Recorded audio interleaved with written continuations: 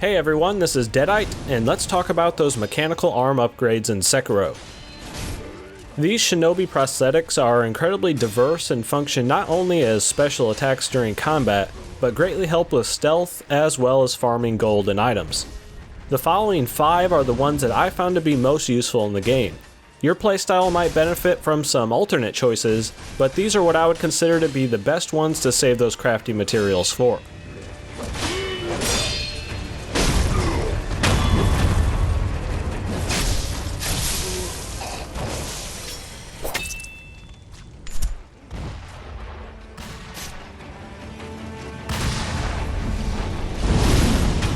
The Great Feather Mist Raven might initially just seem like an evasive tool, but its added ability to inflict fire damage, along with getting you either above or behind your enemy, depending on how you tilt the left stick, can often lead to some of the best mid-combat openings you could ever hope for. It's pretty easy to burn through your spirit emblems by using this often, but luckily it only consumes them when the ability actually triggers, so you're not too harshly punished for missing the timing window.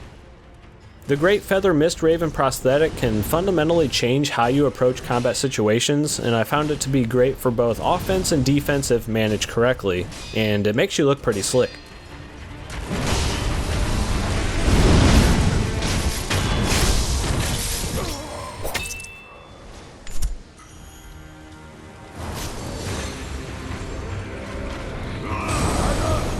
The Golden Vortex is your magic ticket to maximizing farming gold and items off of enemies, which can greatly assist with funding the other upgrades. This tool, like the unupgraded version before it, can whisk away some lower tiered enemies instantaneously. Additionally, the Golden Vortex variant has the special ability to strip gold and items right off any enemy without actually having to kill them. This turns this prosthetic into the ultimate farming tool.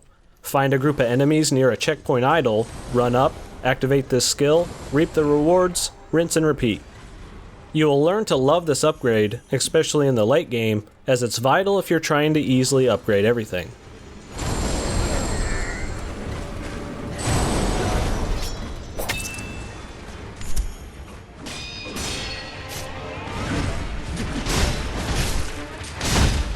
The Shuriken, in all its various forms, is surprisingly effective when combined with the chasing slice and mid-air prosthetic arts in the skill tree. If you want to inflict the most posture damage though, the highest tier Lazulite version is the way to go. Shurikens can interrupt many of the weaker attack animations, and when followed up with the chasing slice, provides you a safe and reliable way to close the gap on your enemies. One of the best all-around tools in your arsenal that I hear many other players swear by, but if it doesn't work out for you, I do have another option at the end of this list that I found surpasses it in nearly every way for my particular playstyle.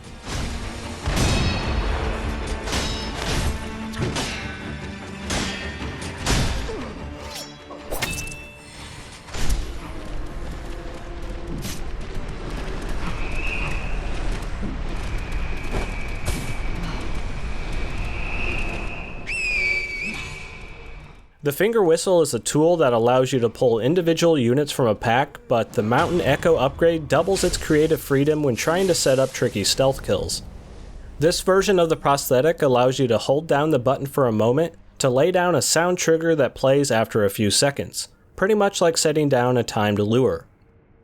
In this situation, for example, these two fairly strong enemies are standing back to back and it's almost impossible to separate them out. If you use the Mountain Echo to call one over, you can now safely take them both down with no fighting whatsoever.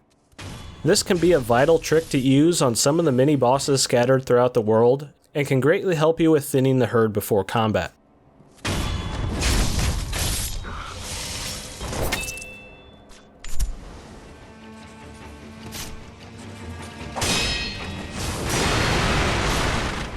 My favorite all-around prosthetic upgrade in the game, the Long Spark.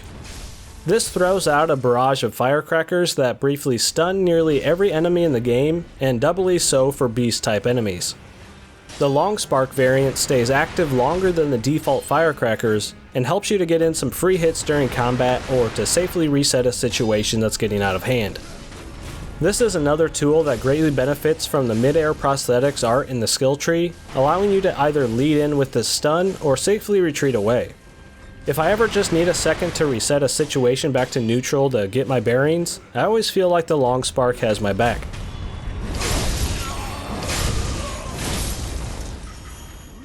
And that pretty much covers the 5 primary upgrades for your Shinobi Prosthetic that I found to be most useful when I was playing Sekiro Shadows Die Twice. I also really liked the fully upgraded poison daggers as well. These are tons of fun to use, but the poison status element in this game doesn't really seem that effective on enemies, so I opted not to officially include it. An honorable mention if you would. If you find these tools to be really fun to experiment with during combat and just wish you had more spirit emblems to play around with, then I encourage you to seek out how to obtain the ceremonial Tanto dropped by one of the headless mini-bosses in the game. This dagger allows you to convert some of your health into spirit emblems, just like the blood bullet system from Bloodborne. If you enjoyed this style of informative content that dives into interesting details in game mechanics and systems, consider subscribing and checking out my Patreon page that helps to support everything I do here.